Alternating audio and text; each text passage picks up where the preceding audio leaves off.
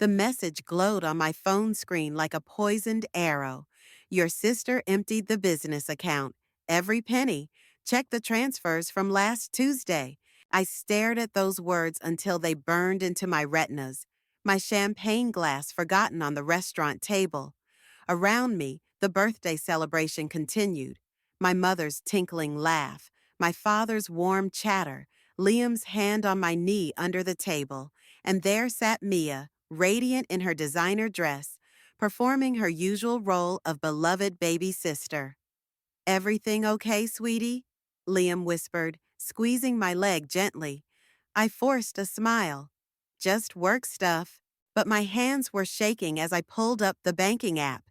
3 clicks later, my world imploded. The business account balance, zero.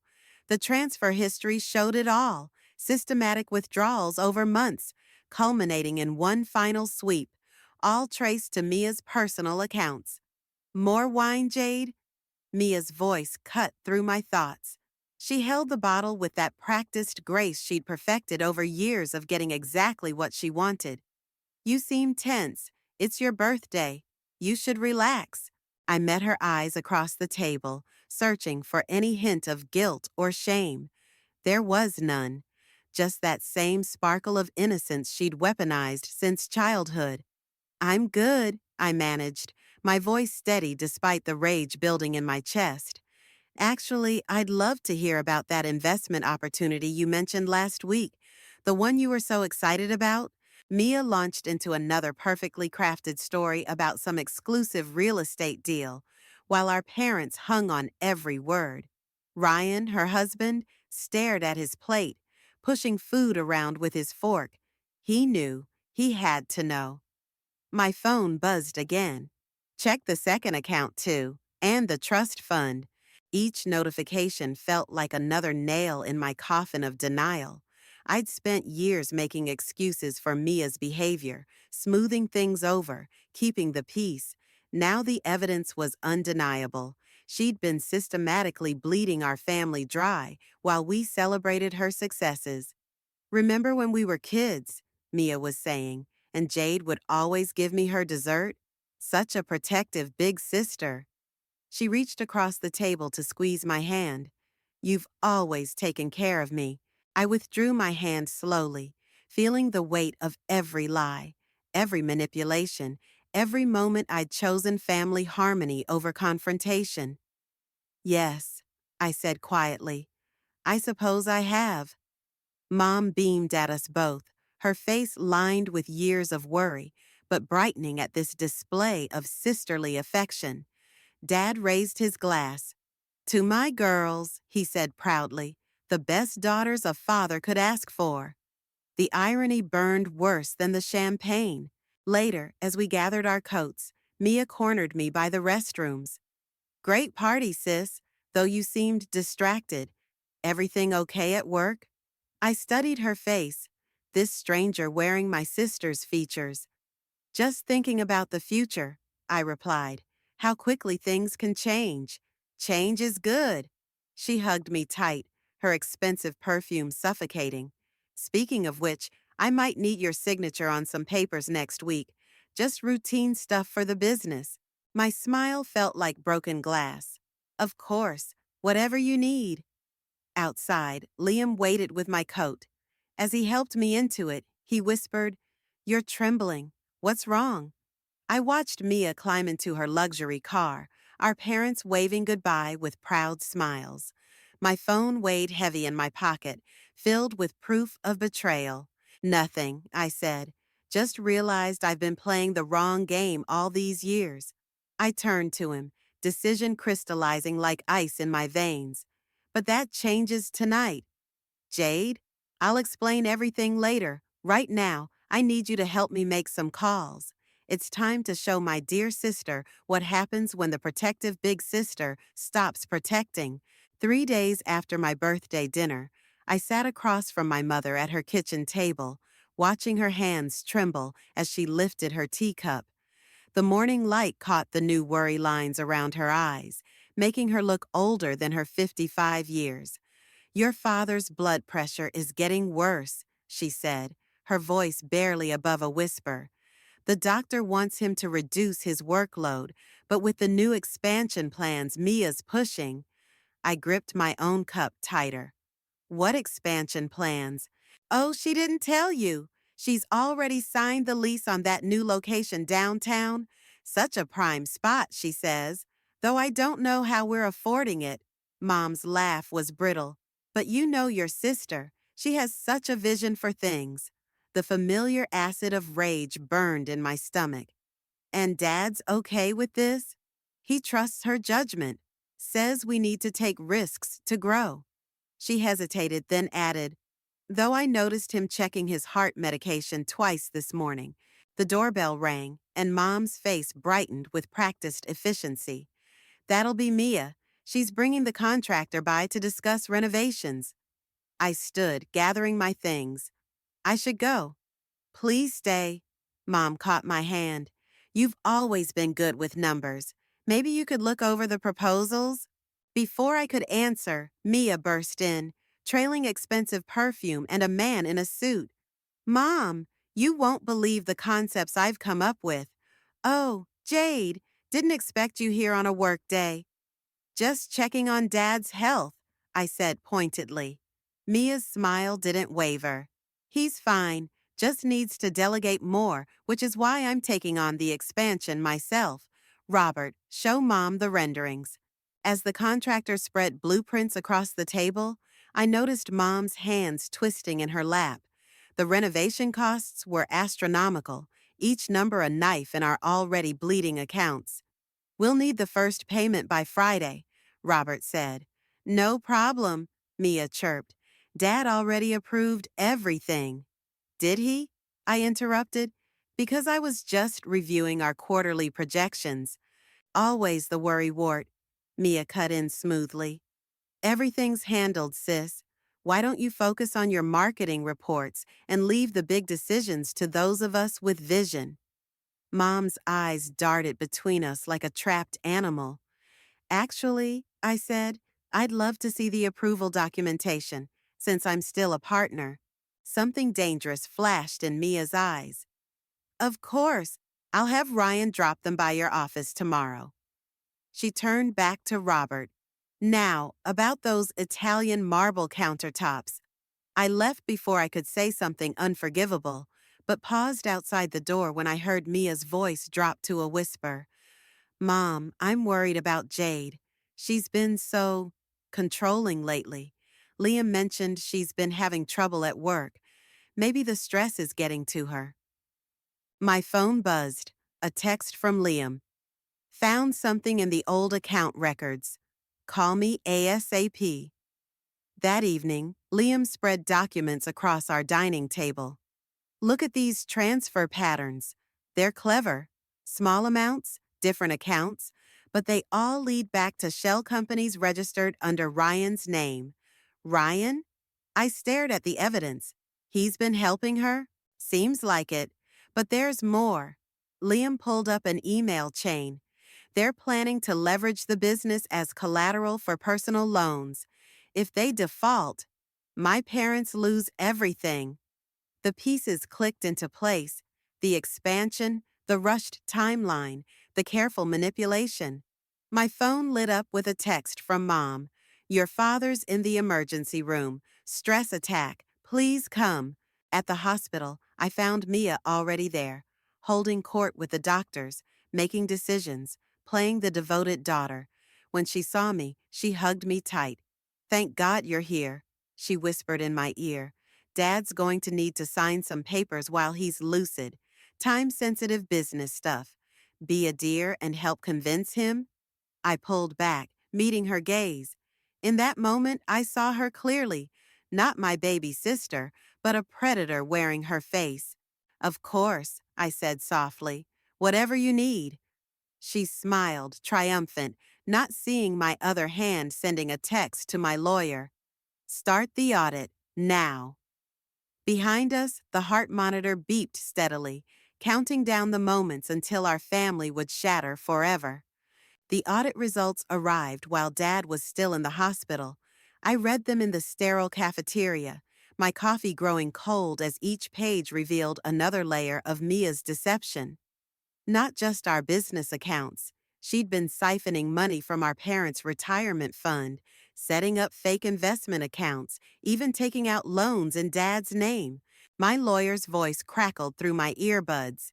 The pattern suggests Ryan's been instrumental in setting up these shell companies. He's got experience in corporate law, knows exactly how to hide money trails.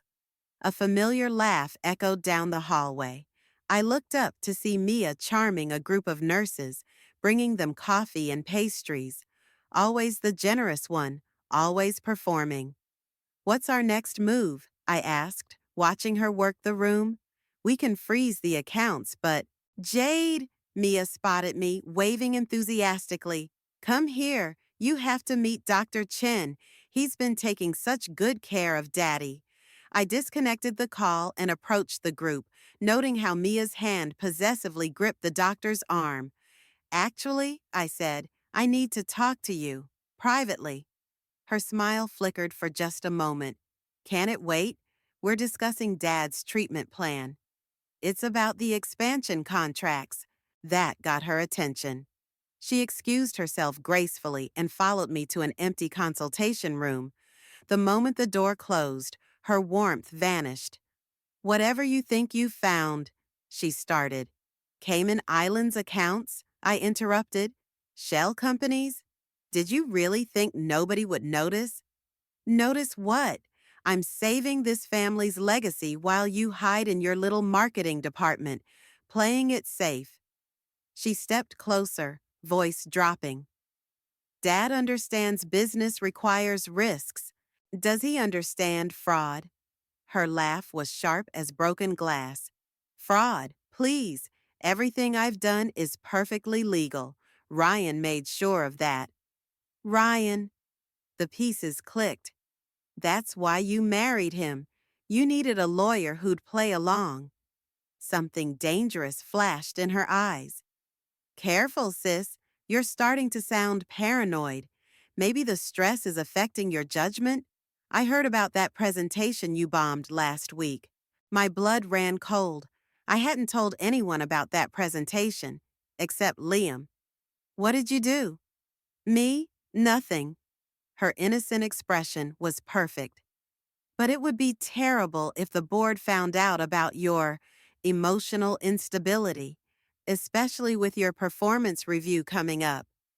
My phone buzzed, a text from Mom.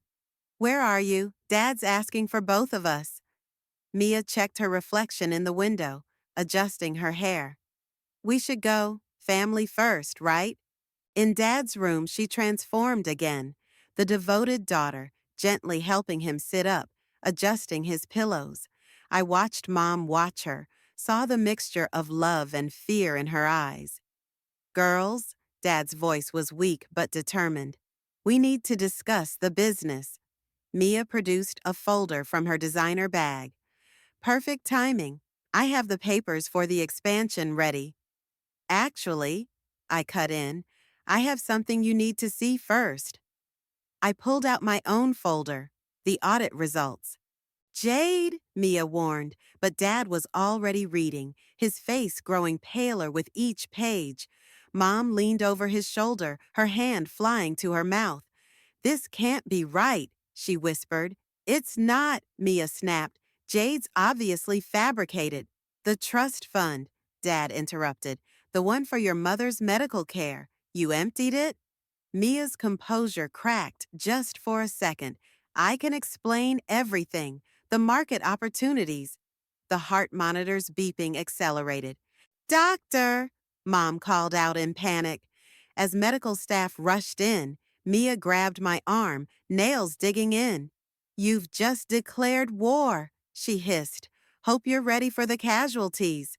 I watched her storm out, then looked back at our parents, Dad fighting for breath, Mom crying quietly beside him.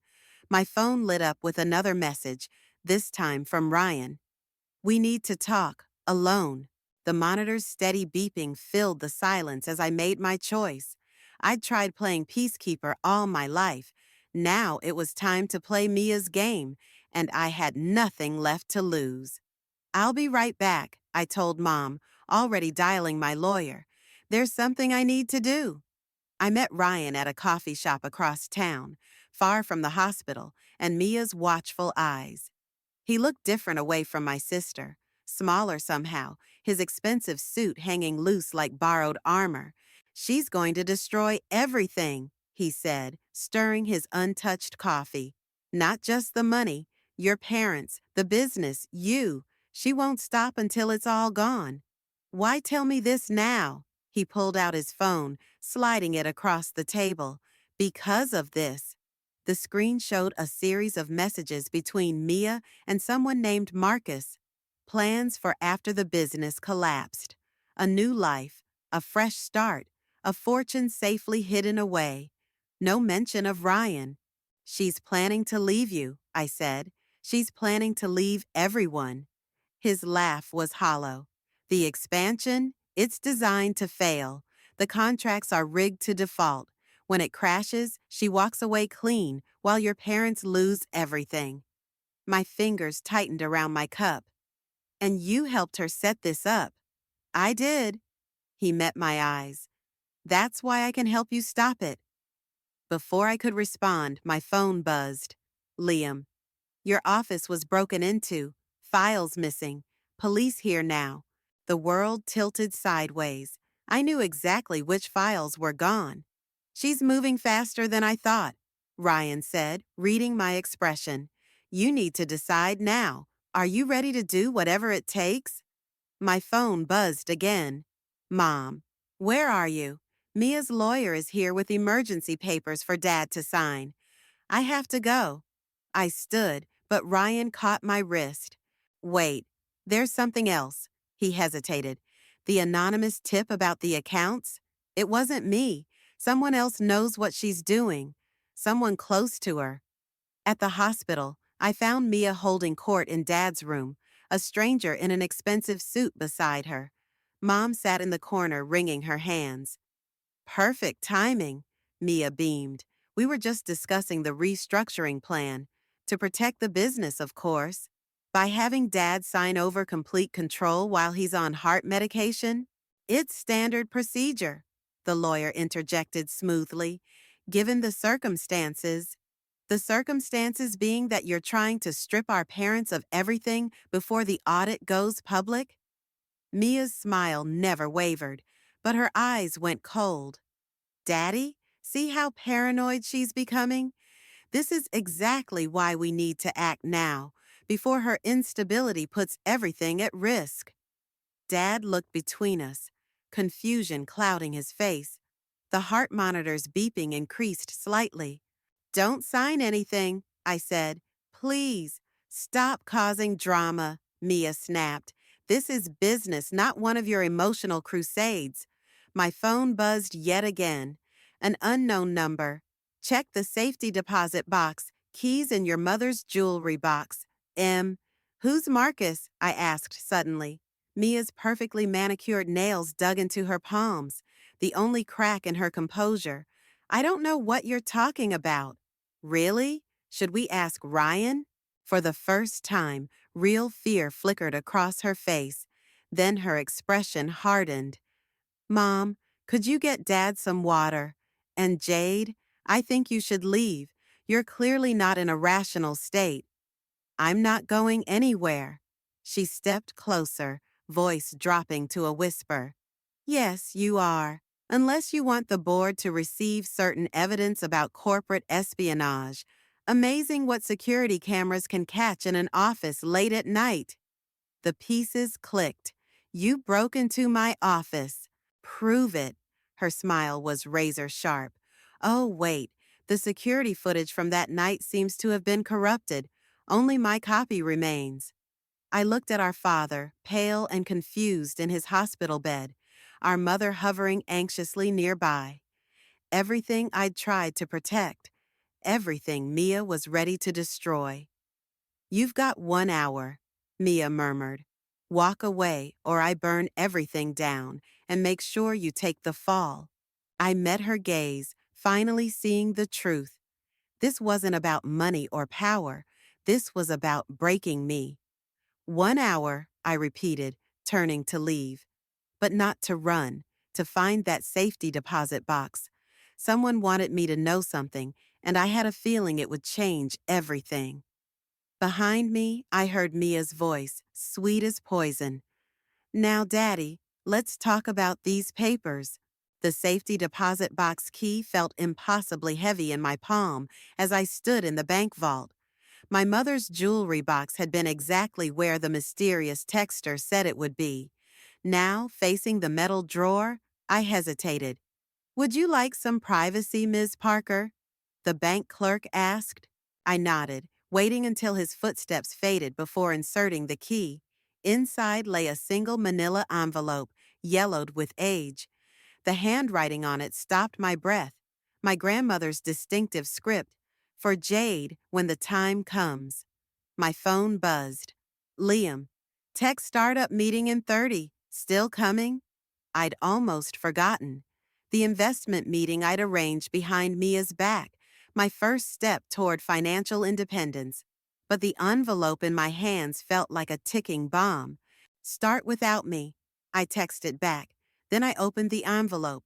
Photos spilled out, newspaper clippings, bank statements, and a letter that made my hands shake.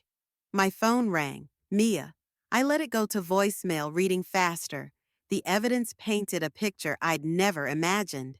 A pattern of manipulation and fraud going back decades, starting with our grandmother's estate. But not by Mia, by our mother. I thought I'd find you here. I whirled around. Mom stood in the doorway, looking smaller than I'd ever seen her. You knew, I said, about the box, about Marcus. Marcus was your grandmother's accountant. She stepped closer.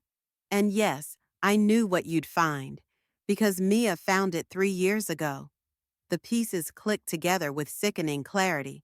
She's been blackmailing you, protecting the family, she calls it. Mom's laugh was brittle. Just like I did all those years ago, the sins of the mother. Why tell me now? Because she's becoming what I was, what I taught her to be, without even realizing it. Mom touched one of the photos. But you're like your grandmother, strong enough to break the cycle. My phone buzzed again. The startup meeting. A chance at freedom, at a clean slate. I've arranged something, I said slowly. A new investment, separate from the family business. I could get you and Dad out? No. Mom's voice was firm. I made my choices. Now Mia's making hers. The question is, what will you choose? Before I could answer, my phone lit up with a text from an unknown number. Tick-tock, 1 hour's almost up. Mia. She has evidence against me, I said, from my office break-in. No, she doesn't. Mom pulled out her own phone, showing me security footage of Mia entering my office that night. I've been gathering my own insurance. I stared at her, this woman I thought I knew. Why didn't you stop her all these years? The same reason you haven't. Fear, guilt, love. She touched my cheek. But maybe it's time we both stop protecting the wrong things. My phone buzzed one final time. Liam, startup CEO loves your proposal. Ready to sign. Where are you? I looked at the evidence in my hands, at my mother's tired face, at the security footage of my sister becoming exactly what our family legacy had created. I need to make some calls, I said, starting with our lawyer. She'll destroy everything, Mom warned. No. I gathered the documents, my voice steady. She'll try, but I'm not playing defense anymore. I stepped out of the vault, already dialing Liam's number. Behind me, I heard Mom's quiet words. Your grandmother would be proud. The startup meeting could wait. I had other investments to make now, in truth, in justice, in breaking a cycle of manipulation that had poisoned 3 generations of our family. My phone lit up with another message from Mia. Time's up, sis. Ready to lose everything? I typed back 4 words that would change everything. Game on, little sister. Then I called Ryan. It was time to show Mia what real strategy looked like. She thought she was protecting her secrets, but I had just inherited a legacy of them, and unlike her, I knew exactly how to use them. The war she'd started was about to become the one thing she never expected, a fair fight. The board meeting room felt like a tomb. I sat alone at the massive table, surrounded by empty chairs, waiting for the storm I'd unleashed. My grandmother's documents lay spread before me like a battle plan. The door opened. Mia swept in, followed by her lawyer and, my heart sank, the entire board of directors. Her smile was razor sharp. "Sorry I'm late," she purred. "I was just showing the board some interesting security footage from your office." I kept my face neutral. "Really? The footage Mom has, or the edited version you created?" Her smile flickered just slightly. The board members took their seats, their faces grim. The CEO, Harrison, spoke first. "Jade, these allegations of corporate espionage are extremely serious." "They are," I agreed, sliding the first document forward. "Almost as serious as systematic fraud dating back 20 years. Mia's lawyer jumped in. "These documents aren't admissible." "In court, maybe," I cut him off. "But this isn't court. This is a family business." I met each board member's eyes. "And family secrets have a way of coming out." My phone buzzed. A text from Liam. "Ryan just called. Something's wrong. He's backing out." My stomach dropped, but I kept talking, laying out the evidence. The old fraud, the new schemes, the planned bankruptcy that would destroy everything our parents built. Mia's mask started cracking. "You're going to destroy this family." "No, that's your job." I pulled out the final document, the proof of her planned exit strategy with Marcus. "I'm just finishing what grandmother started." The boardroom door burst open. Ryan stumbled in, his face ashen. "It's your father," he gasped. "He's had another heart attack. They don't think—" I was already moving, but Mia blocked my path. "How convenient," she hissed. "Another crisis just when you're about to lose everything." "Get out of my way. The board hasn't dismissed the charges against you," her lawyer interjected. "Leave now and you'll be in breach." "To hell with the charges." I shoved past them, but Mia grabbed my arm. "You really think you can save them?" Her voice was pure venom. "Look what your little revenge plot has done. Dad's dying, Mom's breaking, and you're about to be arrested for corporate theft. I warned you what would happen if you fought back." My phone buzzed again. "Mom, where are you? He's asking for both of us." "Choose, Jade," Mia whispered. "Your revenge or your family. You can't have both." I looked at the boardroom table, at the evidence that could destroy Mia, at the faces watching this family drama unfold, then at my sister's triumphant smile. "The documents are yours," I said quietly. "All of them. Just let me see Dad." "Smart girl." She gathered the papers with practiced efficiency. "I'll have security escort you out, permanently." As the guards led me to the elevator, I heard her addressing the board, spinning another perfect story about a troubled sister, a family tragedy, her burden of responsibility. In the lobby, Ryan caught up with me. "Jade, wait. There's something you need to know about Marcus." "Not now." I brushed past him, heading for my car. "Tell me at the hospital." "He's not just her exit strategy," Ryan called after me. "He's—" But I was already gone, racing through traffic, trying not to think about what I'd just sacrificed. Years of work, my position, my chance at justice, all gone in an instant. At the hospital, I found Mom outside Dad's room, her face tear-stained. "He's stabilized," she said, but through the window, I saw Dad lying there, small and pale. Mia was already at his bedside, holding his hand, playing the devoted daughter. My phone lit up one last time. An unknown number.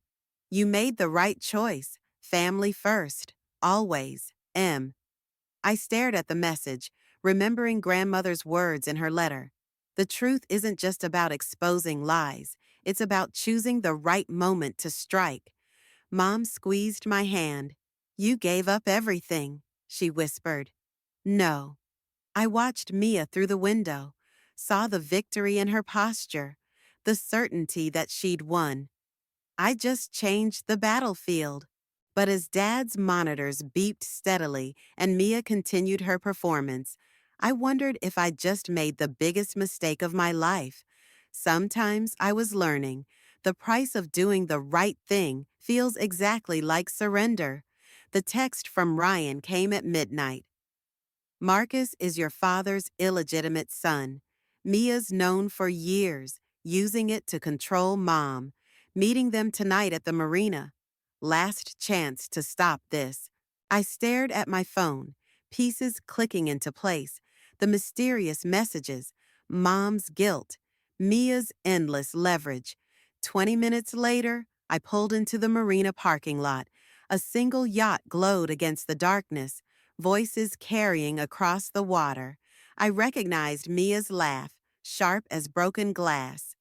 The papers are signed, she was saying. Once the transfer clears tomorrow, there's nothing they can do. I stepped onto the dock, my footsteps hollow against the wood. 3 figures turned, Mia, Ryan, and a man I'd never met but somehow recognized. Marcus had our father's eyes. Well, Mia's smile was vicious. The prodigal sister arrives. It's over, Mia. I held up my phone.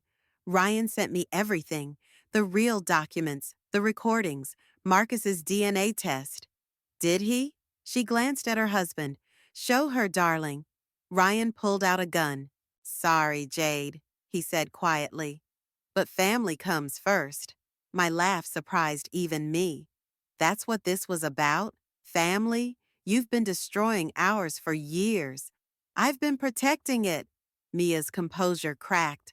While you played perfect daughter, I kept Dad's dirty secret. I protected Mom from the truth. I built everything we have. By stealing, blackmailing, driving Dad to heart attacks, by doing what needed to be done. She stepped closer, trembling. You have no idea what it's like, living in your shadow, the responsible one, the successful one. Even now, you think you can swoop in and save everyone. This isn't about saving anyone anymore. I met Marcus's gaze. It's about the truth. The truth? Mia laughed. The truth is, you've already lost. The business is mine. The board believes you're unstable, and tomorrow, everything transfers to offshore accounts. Check your phone, I said quietly. She frowned, pulling it out. Her face went white. That's a live stream, I continued. To the board, the police, and our parents. Been broadcasting since I arrived. I turned to Marcus. They heard everything. About Dad, about the fraud, about your deal with Mia. Ryan's gun wavered. Mia, shut up. She grabbed the weapon from him. You think this changes anything? I still win. The transfers are frozen, I interrupted. Check your accounts. Her fingers flew over her phone screen, the color drained from her face. How? Remember when I gave you grandmother's documents? You were so busy winning, you didn't notice what I kept. I pulled out a single paper, her original will, the one giving controlling interest to her silent partner, Marcus's mother. Marcus stepped forward. What? She knew Mia about everything, and she made sure the truth would come out when it needed to. Sirens wailed in the distance. Mia's hand tightened on the gun. You're lying. Am I? Check your precious offshore accounts again. Notice who just transferred everything back? Marcus held up his phone. It's done. All of it. Mia's scream of rage echoed across the water. The gun swung toward me. I should have done this years ago. Mia, don't. Ryan reached for her. The gunshot cracked like thunder. I felt the impact before the pain, stumbling backward. But it was Ryan who fell, having shoved me aside at the last second. Mia stood frozen, the gun slipping from her fingers. In the distance, police lights painted the marina in red and blue. You never understood, I gasped, pressing my hand against the graze on my shoulder. This wasn't about winning. It was about stopping the cycle. For all of us. Marcus caught Mia as her legs gave out, as the truth of what she'd done finally hit her. Her sobs mixed with the approaching sirens, with Ryan's pained breathing, with the gentle lap of waves against the dock. I'm sorry, she whispered over and over. I'm so sorry. I watched the police boats approach, remembering grandmother's last words in her letter. The truth hurts, but lies destroy. Choose wisely. I had. And as I stood there, bleeding and victorious, I realized the hardest truth of all. Sometimes winning feels exactly like losing. Behind us, the sun began to rise over the water, painting everything in shades of redemption and regret. The lake house windows reflected the sunset as I pulled into the driveway. Through the glass, I could see Mom arranging flowers, Dad reading in his favorite chair, a scene of peace that had cost us everything to achieve. Marcus stood on the deck, watching my arrival. Since the marina incident, he'd become an unexpected ally in rebuilding what Mia had broken. Now he nodded in greeting, his expression carrying the same weight of complicated emotions I felt every time I saw our father's features in his face. She's asking for you, he said quietly. I found Mia in the sunroom, where we'd installed her ankle monitor's base station. She looked smaller somehow, her designer clothes replaced by simple cotton, her perfectly styled hair now natural and streaked with gray. The prosecutor called, she said without looking up. They're offering a deal. I know. I sat across from her. House arrest instead of prison if you cooperate with the financial investigation. Ryan took a similar deal. Her laugh was hollow. Funny how marriage vows mean nothing when faced with federal charges. Through the window, I watched Dad stand shakily, Mom instantly at his side. Their recovery was slow but steady, now that the weight of secrets had lifted. Why did you do it? I asked finally. All of it? Because I couldn't be you. Her voice cracked. Perfect, responsible Jade. Dad's pride, Mom's rock, everyone's favorite. She met my eyes. Do you know what it's like, living in a shadow that gets darker every year? You could have talked to me, like you talked to me, about the startup, about Marcus. She shook her head. We stopped being sisters long before I started stealing.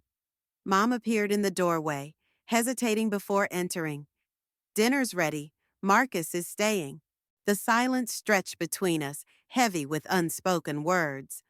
I'll bring a plate in here, I said, standing. No. Mia's voice was firm. I'll come to the table.